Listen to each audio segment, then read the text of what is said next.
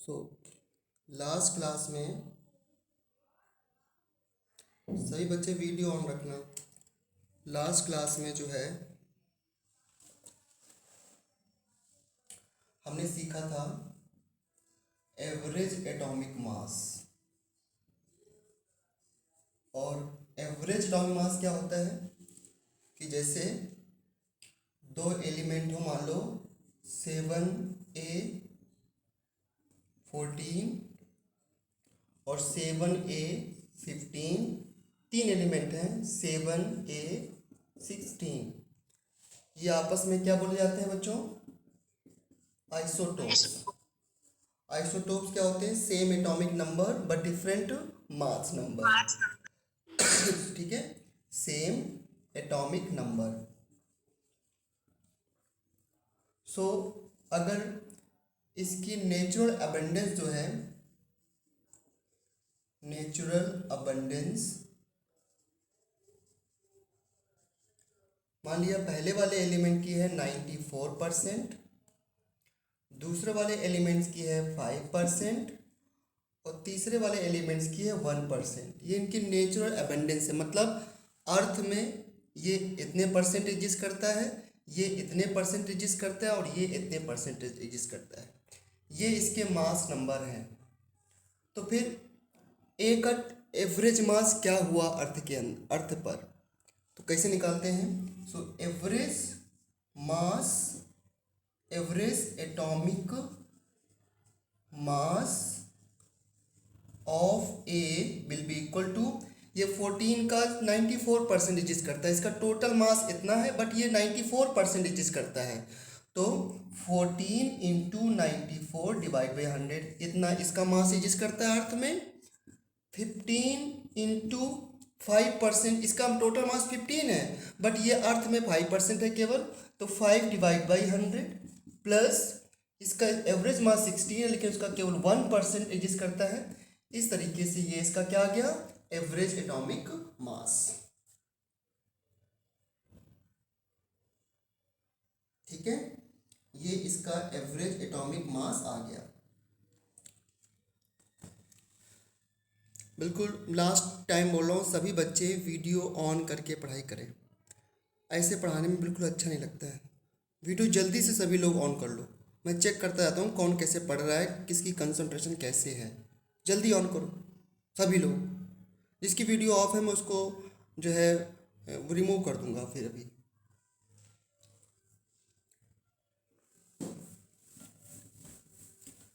सो इस तरीके से एवरेज एटॉमिक मास निकालते हैं।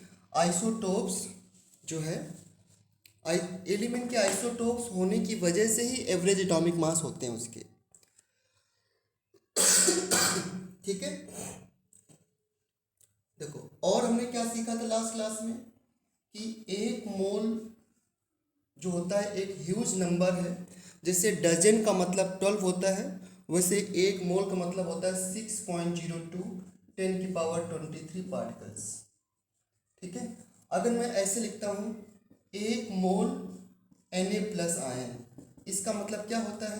6.02 10⁻23 Na प्लस आयन्स। अगर मैं लिखता हूँ एक मोल इलेक्ट्रॉन, तो एक मोल इलेक्ट्रॉन का मतलब क्या होता है? 6.02 10⁻23 इलेक्ट्रॉन्स। तो किसी के भी आगे मोल लगा देने से, किसी के भी आगे मोल लगा देने से वो इतने नंबर में बन जाता है। ठीक है, इतना नंबर उसका हो जाता है। जैसे मैंने कई बार इस बात को रिपीट किया है कि डजन का मतलब 12 होता है। जब आप बोलते हो 1 डजन बनाना दे दो तो इसका मतलब 12 देता है। तो इसका मतलब यही है कि अगर एक मोल बनाना की बात करोगे तो इतने बनाना हो जाएंगे आपके पास। दूसरी बात, एक बात जो हमने सीखी थी, हिमांशी क्या हुआ? हिमांशी, हिमांशी अपने आप को म्यूट करें। हिमांशी ऐसे अनम्यूट होकर के घर पे बात नहीं किया करो, क्लास डिस्टर्ब होती है।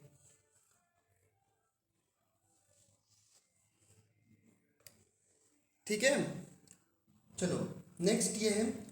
अब और क्या सीखा था लास्ट क्लास में हम लोगों ने? जैसे मैं कहूँ कि one molecule molecule of one atom of helium का मास कितना होता है, कोई बताएगा? वन एटम ऑफ हीलियम का मास 4 AMU। 4 AMU होता है। बट अगर मैं बोलूं कि 1 मोल हीलियम का मास कितना है, तब क्या बोलोगे? 4 ग्राम। यही मैंने लास्ट क्लास में आपको सिखाया था। इस तरीके से आप मॉलिक्यूल के मास को निकाल सकते हो। जैसे मैं बोलूं कि वन मॉलिक्यूल ऑफ H2O का मास कितना है, तो एक मॉलिक्यूल H2O में 2 हाइड्रोजन एटम है और 1 ऑक्सीजन एटम है, तो इसका 2 AMU हो गया और इसका मास हो गया 16 AMU। टोटल कितना हो गया? 18 AMU। ठीक है। लेकिन अगर मैं आपसे यहाँ पर ये पूछूं कि वन मोल H2O मॉलिक्यूल का मास क्या होगा? 1 mole molecule of H2O, molecules of H2O, तो कितना हो जाएगा आंसर? 18 ग्राम। जब भी किसी के आगे मोल लगा दोगे तो उसका मास ग्राम में सीधा सीधा आ जाएगा। ठीक है ना? हाँ, तो अब हम डायरेक्टली मास ग्राम में लिखेंगे, पर इसके पहले कुछ क्वेश्चंस देखने पड़ेंगे। और ये अगर आपने लास्ट क्लास को ध्यान से समझा होगा या अभी मैंने रिपीट किया है तो आपसे क्वेश्चन बनने लग जाएंगे।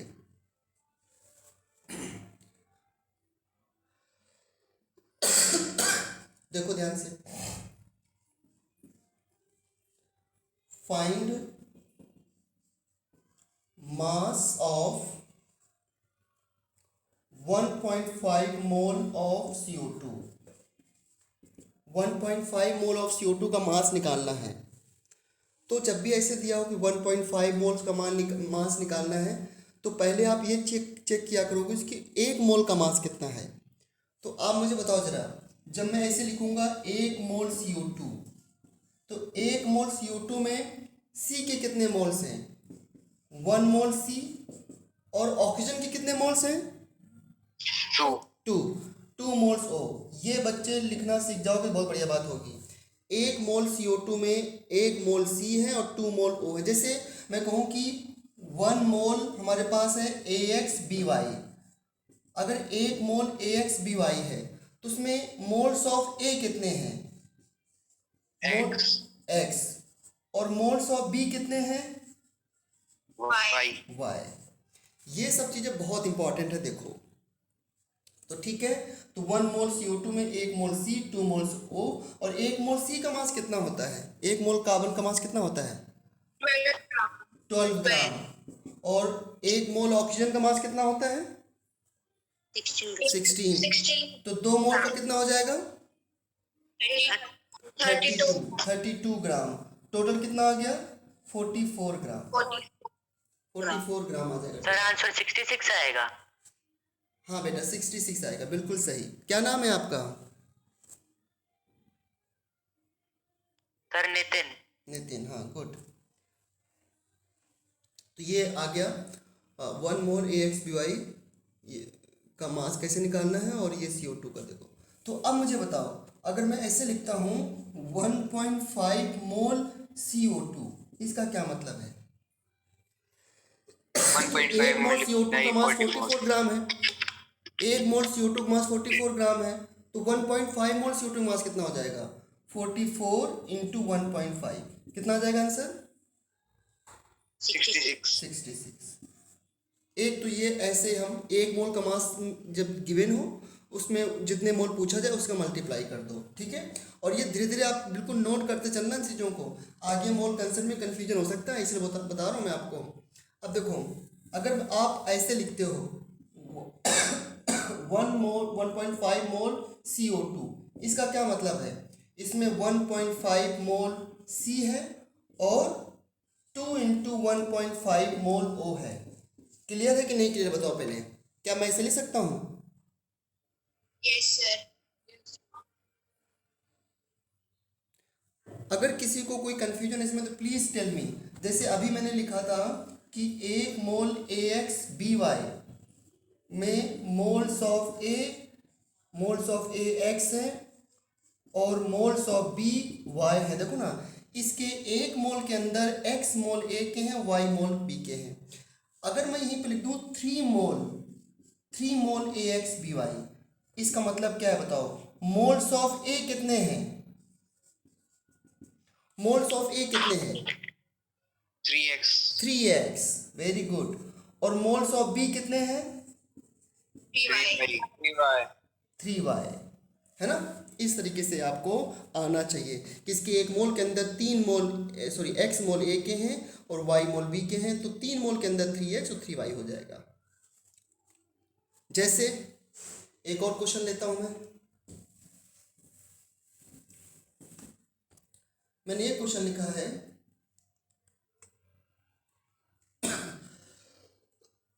we have 2.5 mole of H2SO4.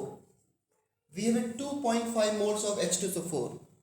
Now tell me moles of H कितने होंगे? moles of hydrogen atom, moles of H atom 5 कितने होंगे? moles of H atom 5 हाँ, पहले इसको बंद कर लिया। इसके एक मोल में कितने हाइड्रोजन दिख रहे हैं आपको? 2 हाइड्रोजन एटम। सल्फर कितने दिख रहे हैं? 1। और ऑक्सीजन कितने दिख रहे हैं? 4 दिख रहे हैं ना बच्चों। तो अगर इसके एक मोल में 2 हाइड्रोजन है, 1 सल्फर है और 4 मोल ऑक्सीजन एटम है। जब मोल बोलेंगे तो जब मोल होगा तो मोल बोलेंगे। 2 मोल हाइड्रोजन एटम, 1 मोल सल्फर एटम, 4 मोल ऑक्सीजन एटम। तो 2.5 में कितने हो जाएंगे? 2 इंटू 2.5, 1 इंटू 2.5 और 4 इंटू 2.5। तो मोल्स ऑफ हाइड्रोजन एटम कितना होगा? 2 इंटू 2.5। Sir 245 answer. एक 1 सेकेंड, मोल मैंने मास नहीं पूछा, बस ऐसे एक बात बता रहा हूँ। मोल्स ऑफ सल्फर एटम कितने होंगे? सल्फर के कितने मोल्स होंगे? 2.5। And moles of oxygen atom कितने होंगे?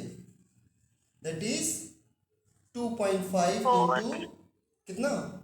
इंटू 4। 4। ये तो इस तरह के number of moles individual molecule के अंदर इंडिविजुअल सबके मोल्स क्या हैं वो हम फाइंड कर सकते हैं by using this concept.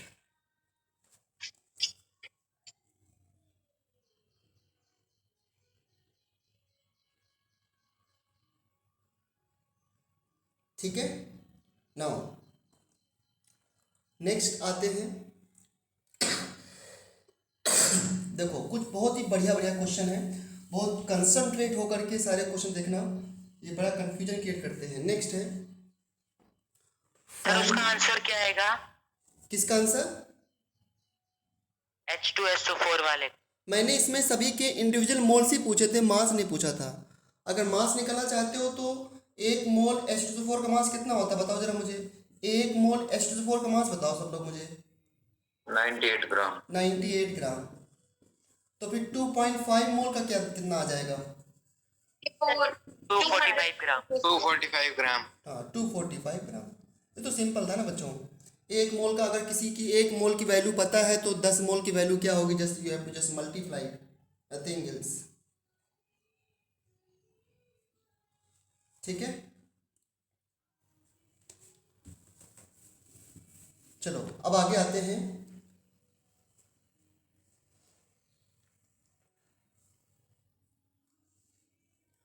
Find, बहुत बढ़िया क्वेश्चन है। फाइंड नंबर ऑफ इलेक्ट्रॉन, और सभी बच्चे इन क्वेश्चन को कॉपी में करते रहेंगे, सिर्फ देखना नहीं है। Find number of electrons in 1 mole H2O। Find number of electrons in 1 mole H2O। चलो ट्राई करो और मुझे बताओ क्या आंसर आएगा आपका।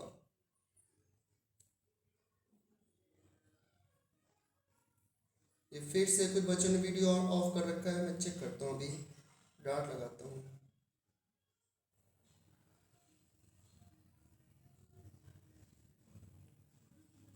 तन्वी सॉल्व नहीं कर रही बेटा?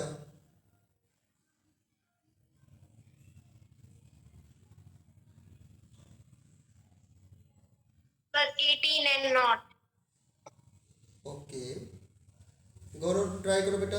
आयुष अमरजीत ट्राई कर रहे हैं। Okay 108.36 into 10 to the power 23।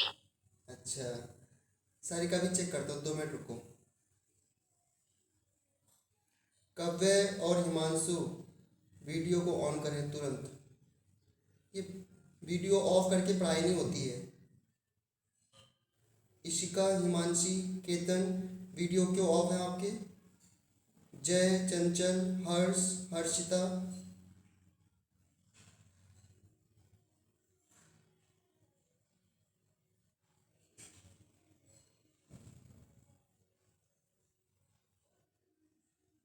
सभी बच्चे वीडियो ऑन करें जल्दी से,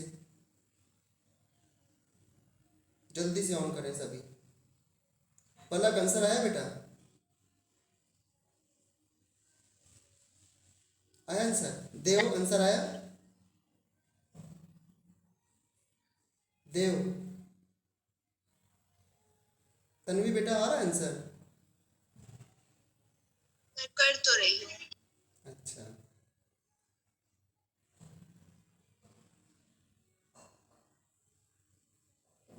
दिवाकर, इधर सुनना जरा। दिवाकर, आप, दिवाकर बेटा, आपकी ड्रेस कहाँ है बेटा? आरपीएस की ड्रेस नहीं है आपके पास? नो सर, यहाँ पे लॉकडाउन लगा हुआ है इसलिए ले नहीं पाए। अच्छा ठीक, कोई बात नहीं, आप दूसरे स्कूल से हो इसलिए। प्रियांशु, ड्रेस पहन रखी है आपने? Yes sir. ऋषभ, आपकी ड्रेस कहाँ है ऋषभ?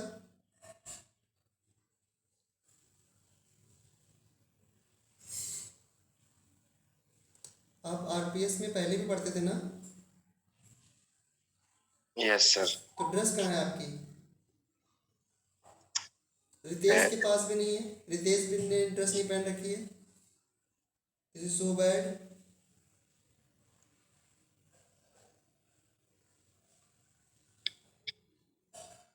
ओके, चलो आते हैं, ध्यान से देखो सभी लोग।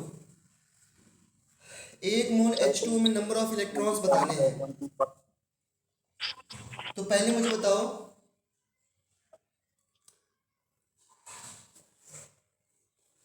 वन मॉलिक्यूल, बहुत ध्यान से समझना, 1 मॉलिक्यूल ऑफ H2O में केवल H2O का एक मॉलिक्यूल है, उसकी बात कर रहे हैं हम लोग। देखो हमको पूछा गया है 1 मोल H2O मतलब H2O कितने पार्टिकल्स हैं? 1 मोल H2O का मतलब क्या? 6.02 10 की पावर 23 पार्टिकल्स हैं H2O के, पार्टिकल्स ऑफ H2O। तो पहले हम ये पता करेंगे कि 1 पार्टिकल्स H2O में कितने इलेक्ट्रॉन्स हैं, और फिर इसमें पूछा गया है तो इसका मल्टीप्लाई कर देंगे। क्यों बच्चों, यस या नो? Yes sir. हाँ, तो मुझे बताओ 1 मोल H2 में कितने इलेक्ट्रॉन्स होते हैं? अब कैसे पता करने, तो बताओ। हाइड्रोजन में कितने इलेक्ट्रॉन्स होते हैं? एक हाइड्रोजन में कितने इलेक्ट्रॉन्स होते हैं? 1। 2 हाइड्रोजन में? 2। और ऑक्सीजन में कितने इलेक्ट्रॉन्स होते हैं? कितना? 8।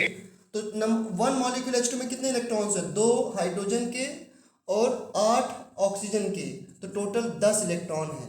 तो बताओ ये 10 इलेक्ट्रॉन जो मैंने लिखे हैं वो 1 पार्टिकल H2 में लिखे हैं या 1 पार्टिकल H2 में लिखे हैं या 1 मोल H2 में इलेक्ट्रॉन्स लिखा मैंने? ये 1 पार्टिकल्स में लिखा है ना,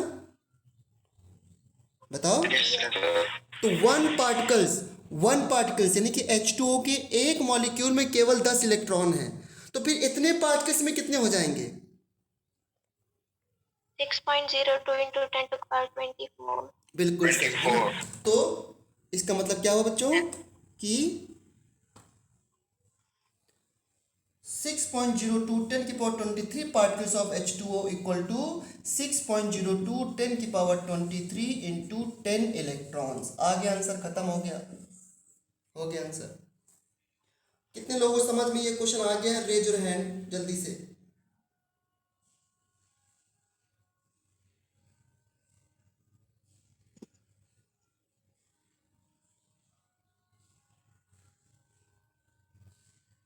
जो हैंड रेज नहीं कर रहा है इसका मतलब समझ नहीं आया। दिव्या, दिवाकर, या फिर कोई रिपीट करने के लिए बोलना चाहता है तो बोल सकता है।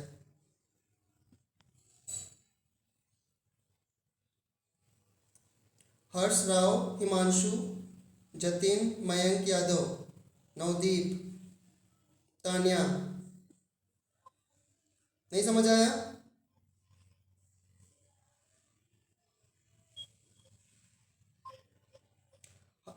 ओके ठीक है।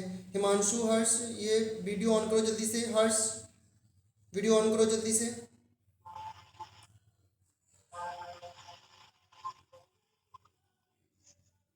ओके, ये हो गया। अब बच्चों मुझे बताओ, देव, मुझे आपकी वॉइस आ रही है? Yes, sir. आपको आपको मेरी वॉइस आ रही है? ओके। अच्छा बताओ बताओ बताओ बच्चों, इसी में पूछता मैं, नंबर ऑफ प्रोटॉन्स कितने पॉसिबल हैं? नंबर ऑफ प्रोटॉन्स आप कैसे जवाब दोगे? Number of, find number of protons in 1 mole H2O, कैसे निकालोगे इसका आंसर? 8 into Avogadro number. अब H2 में टोटल प्रोटॉन्स कितने हैं?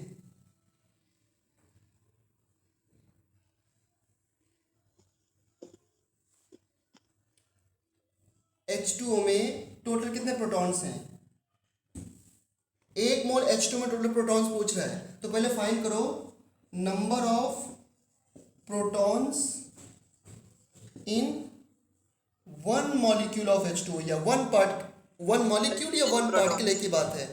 1 मॉलिक्यूल ऑफ H2O में प्रोटॉन कितने हैं? तो बताओ, हाइड्रोजन में कितने प्रोटॉन्स होते हैं? हैंड डाउन कर लो अदर स्टूडेंट, हैंड डाउन करो जल्दी से, बताइए जरा मुझे। Number of protons in 1 molecule of H2O कितने हैं? बताओ जल्दी से। 10, बिल्कुल सही। हाइड्रोजन में 1 प्रोटॉन, दूसरे हाइड्रोजन में 1 प्रोटॉन, ऑक्सीजन में 1 प्रोटॉन, कितने हो गए? 10 प्रोटॉन्स। सेम आंसर नहीं आएगा क्या इसका? Yes, sir. हाँ, Yes, sir. so in 1 mole H2O number of proton will be 10 into Na, ठीक है? Na मतलब 6.02 10 की पावर 23। मैं हैंड डाउन कर लो, इस तरह हो जाएगा क्वेश्चन ये।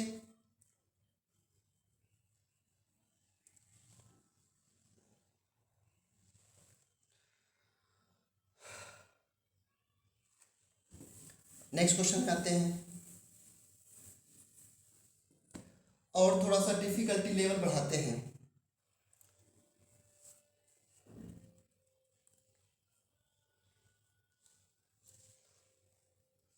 Find number of electrons in 1 mole of N3 minus ion. Now tell me, find number of electrons in 1 mole N3 minus.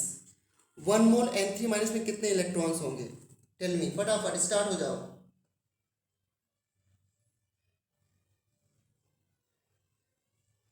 10 की पावर 24 into 6.02. तो पहले इसके एक पार्टिकल से बताओ, 6.0. एक पार्टिकल से पहले बताओ कितने इलेक्ट्रॉन्स होंगे? 10. 10, बिल्कुल सही। अच्छा, 3 नेगेटिव मतलब इलेक्ट्रॉन 3 ऐड होंगे, सब्ट्रैक्ट होंगे?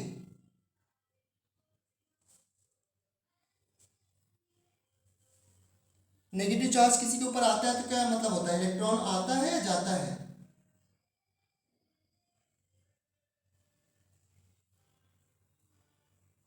नेगेटिव चार्ज का मतलब इलेक्ट्रॉन आता है। तो नाइट्रोजन में कितने इलेक्ट्रॉन्स होते हैं? टोटल 7 इलेक्ट्रॉन्स होते हैं, और 3 नेगेटिव लगा है तो 3 इलेक्ट्रॉन और जोड़ दीजिए, कितना होगा टोटल? 10 इलेक्ट्रॉन। 10.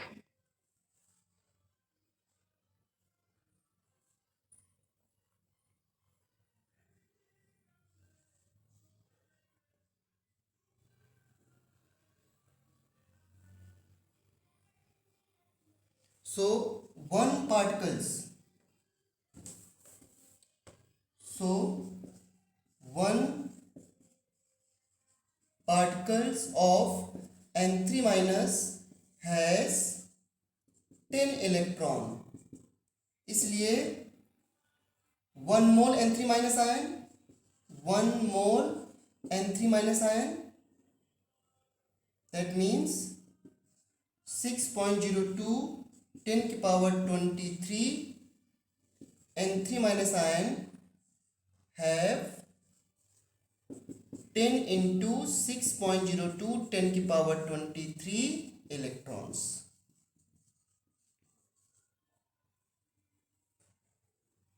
कितने इलेक्ट्रॉन्स हो जाएंगे इसमें?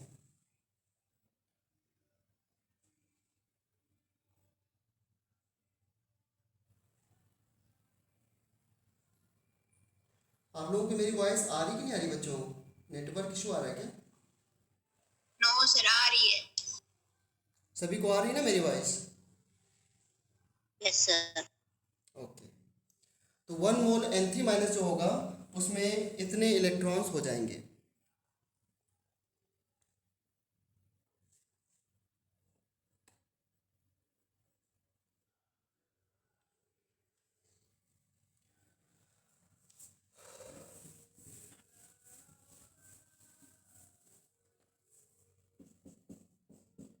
Find number of electrons in 1 mole CO3 2 minus ion. थोड़ा सा और हम डिफिकल्टी लेवल की तरफ जा रहे हैं। तो find number of electrons in 1 mole CO3 2 minus ions. Tell me, इसको कैसे करेंगे? तो पहले ये चेक करो कि एक पार्टिकल्स में कितने इलेक्ट्रॉन्स हैं। 32. 32, बिल्कुल सही। So one particle of CO3 2 minus ion has कितने इलेक्ट्रॉन्स? कार्बन पे होते हैं 6 इलेक्ट्रॉन्स और ऑक्सीजन पे होते हैं 8, तो 8 3 जा 24 इलेक्ट्रॉन, और 2 नेगेटिव के तो 2 और जोड़ दीजिए, तो कितना हो गया है बच्चों? 26 + 6 32 इलेक्ट्रॉन। तो 1 particle of CO3 2 minus has 32 electrons. So 1 mole CO3 मतलब कितने पार्टिकल्स हो गए? 6.02 10⁻23 CO3 2 माइनस। इसलिए 6.02 10⁻23 CO3 2 minus ions have how many electrons? 32 into 6.02 10⁻23। Very simple ना?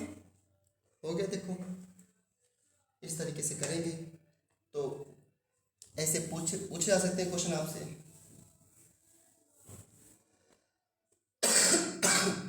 अब देखो ध्यान से, नेक्स्ट, अभी आपने ये देखा कि 1 मोल CO2 मास ऑफ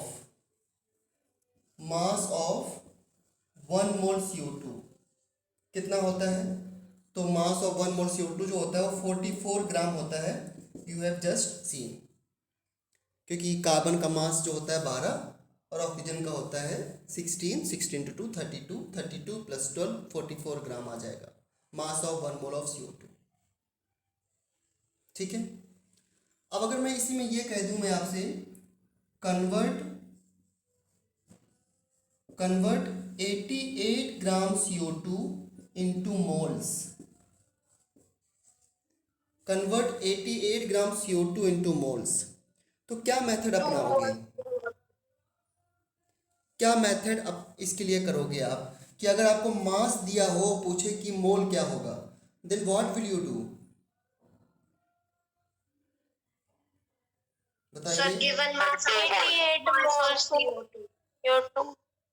हाँ जी, इसका क्या मतलब है कि आप जो है अगर किसी का मास दे रखा हो और पूछे उससे मोल क्या होगा, तो उसके 1 मोल के मास से डिवाइड कर दो। पता है mass of 1 mole of substance क्या होता है? Mass of 1 mole of a substance, mass of 1 mole of substance is called molar mass. Mass of 1 mole of substance is called molar mass. किसी सब्सटेंस के 1 मोल का मास जो होता है वो मोलर मास कहलाता है। नेम क्लियर है? मोलर मास मतलब 1 मोल का मास। और ये आपको अधिकतर सब्सटेंस के पता होने चाहिए। आपको ये भी पता है कि 1 मोल का मास, या जब भी मास को जब भी हम मोल का मास निकालते हैं तो हमेशा ग्राम में लिखते हैं। जैसे आपको पता हो कि 1 मोल H2O का मास होता है 18 ग्राम, है ना। 1 मोल NaOH का मास कितना होगा, आप निकालोगे 23 प्लस 16 प्लस 1, ये हो जाएगा 40 ग्राम, है ना। 1 मोल H2SO4 का मास अभी आपने बताया 98 ग्राम। 1 मोल C6H12O6 का मास कितना होता है 180 ग्राम। ये सब आपको पता होना चाहिए, आप तुरंत निकाल भी सकते हो। आपको बताइए 1 मोल NH2CONH2, किसी को इसका नाम पता है बच्चों, ये क्या होता है? NH2CONH2 पता है क्या होता है आप लोगों को? यूरिया। क्या बोलते हैं इसको? यूरिया। इसका मास कितना आता है, ऐड करके देख लो, 60 ग्राम आएगा। इस तरह 1 मोल एसिटिक एसिड, ये होता है 1 मोल एसिटिक एसिड, इसका मास होता है 60 ग्राम।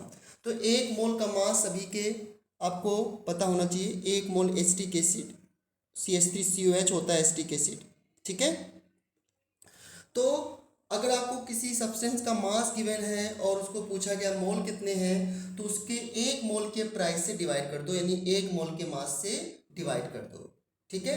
तो क्या करेंगे, आल्दो में डायरेक्ट फॉर्मूला बता सकता था, लेकिन पहले मैं इसे समझा रहा हूँ आपको, तो मैं इसे लिखेंगे, देखो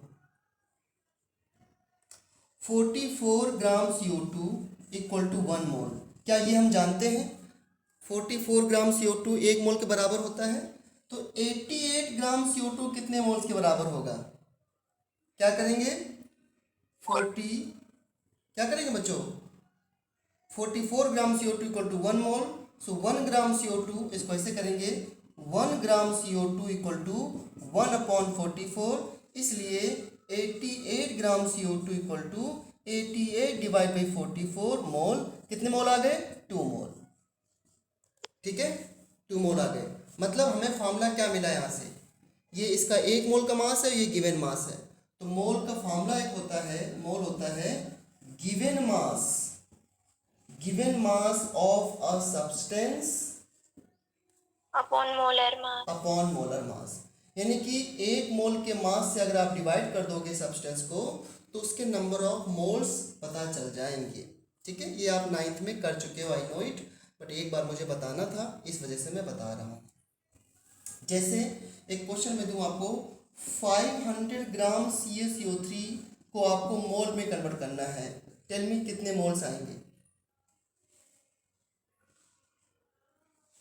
500 ग्राम कैल्शियम कार्बोनेट को मोल्स में कन्वर्ट करना है, कितने मोल्स आएंगे?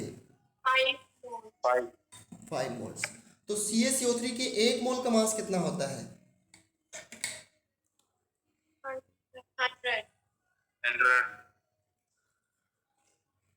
हाँ जी, बिल्कुल सही। CaCO3 के 1 मोल का मास होता है 100, ठीक है। तो 1 मोल CaCO3 का जो मास होता है, कैल्शियम का 40, कार्बन का 12 और ऑक्सीजन का 16 इंटू 3, ये आ जाएगा 100 ग्राम। सो 1 मोल CaCO3 का मास होता है 100 ग्राम। तो इसलिए जब हम निकालेंगे मोल्स, तो इक्वल टू क्या हो जाएगा, 500 given mass of a substance, given mass है 500 divide by molar mass of a substance that is 100। कितना आ गया? 5, ठीक है। तो 5 मोल्स आ गए। क्लियर है सभी को? तो एक तो ये फॉर्मूला मिलता है। इसी तरीके से अगर मैं क्वेश्चन पूछूं आपसे कि 12.06 या 12.04 इंटू 10 की पावर 24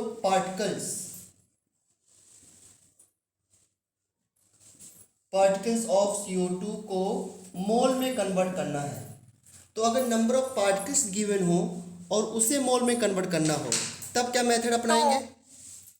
एवोगैड्रो नंबर से डिवाइड, एवोगाड्रो नंबर से डिवाइड करेंगे। तो नेक्स्ट मोल का फॉर्मूला क्या है? Mole equal to given number of particles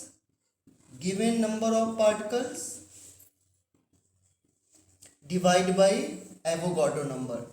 क्यों ऐसा कर रहे हैं हम लोग? क्योंकि जब भी नंबर ऑफ मोल्स निकालने होंगे तो उसके 1 मोल का क्या प्राइस है उससे डिवाइड कर देंगे।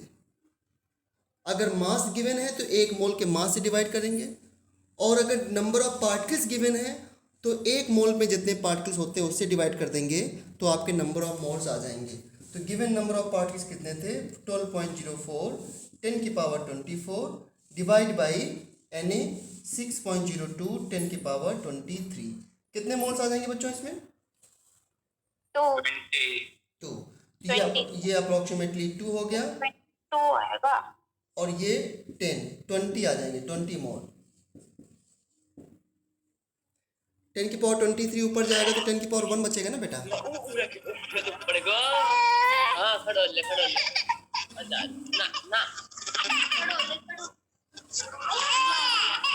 कौन है ये? सौरभ।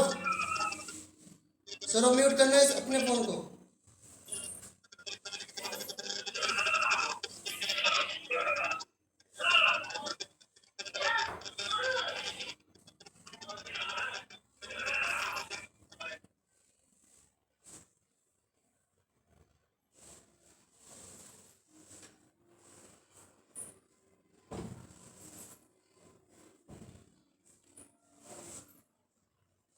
क्लास लेते वक्त ध्यान रखा करो आप लोग कि क्या कर रहे हो।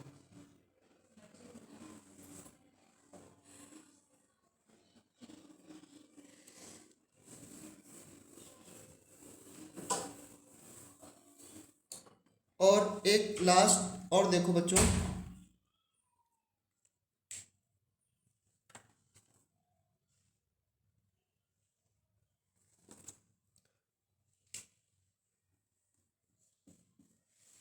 वन मोल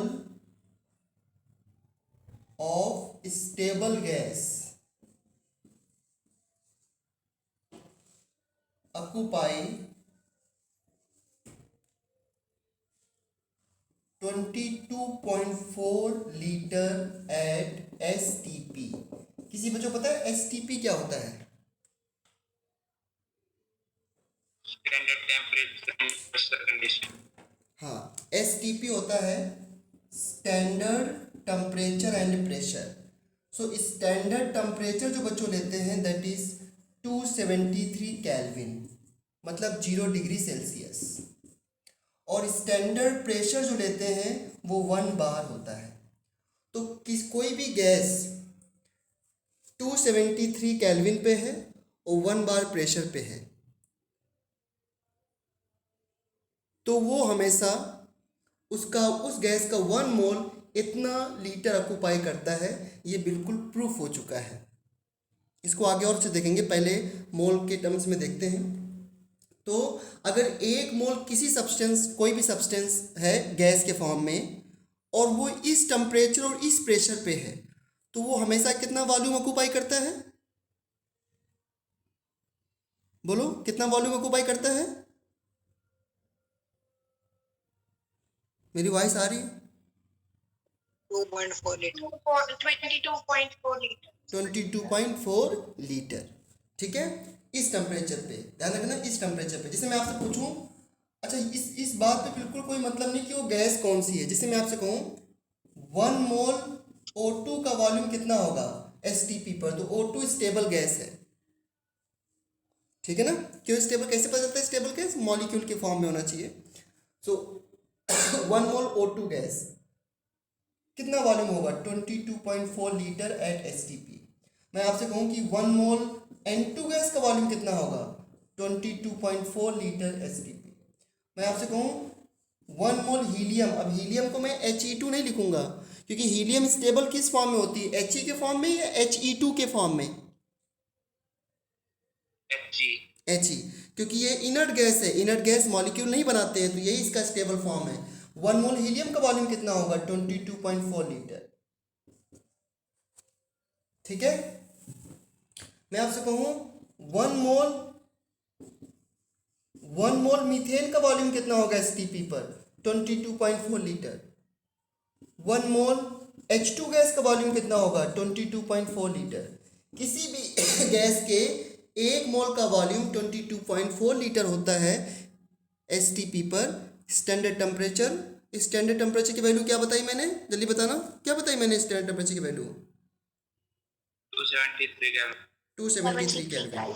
और स्टैंडर्ड प्रेशर कितना बताया? 1 बार। 1 बार। बार। हाँ, ये ध्यान रखना। अब जैसे मैं आपसे पूछूं कि 1 मोल SO2 गैस का कितना वॉल्यूम होगा STP पर, बताओ।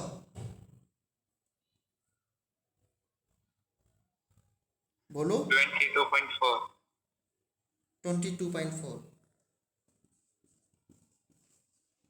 सौरभ, आपको मेरी वॉइस आ रही है? Saurabh, Saurabh yes sir. बेटा क्या हुआ था, आपने क्यों डिस्टर्ब किया था इसे, बताइए। सर मैं विलेज में हूँ, नेटवर्क प्रॉब्लम है। अच्छा, तो आप अपने माइक को म्यूट रखें, आप अपने माइक को म्यूट रखें, ठीक है। चलो, अब मुझे बताओ बच्चों, किसी भी गैस हमने अभी सीखा है, किसी भी गैस के STP पर वॉल्यूम 22.4 लीटर होता है, ठीक है। नाउ टेल मी, अगर मैं आपसे पूछूं कि 88 पॉइंट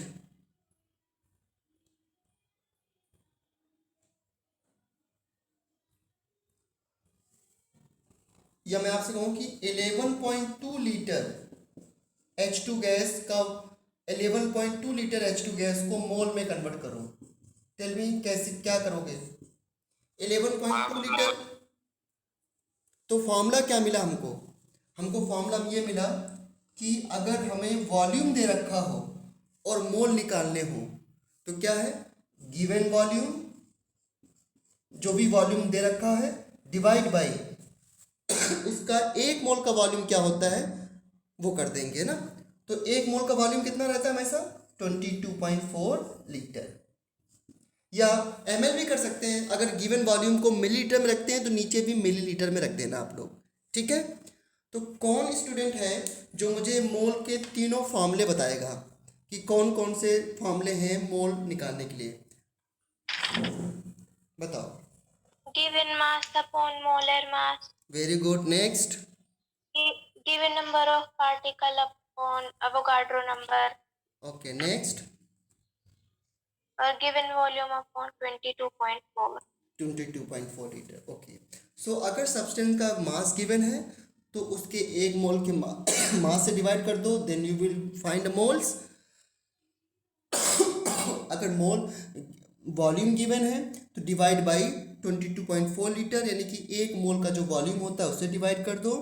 और अगर नंबर ऑफ पार्टिकल्स गिवन है तो एक मोल में जितने पार्टिकल्स होते हैं उससे डिवाइड कर दो, ठीक है।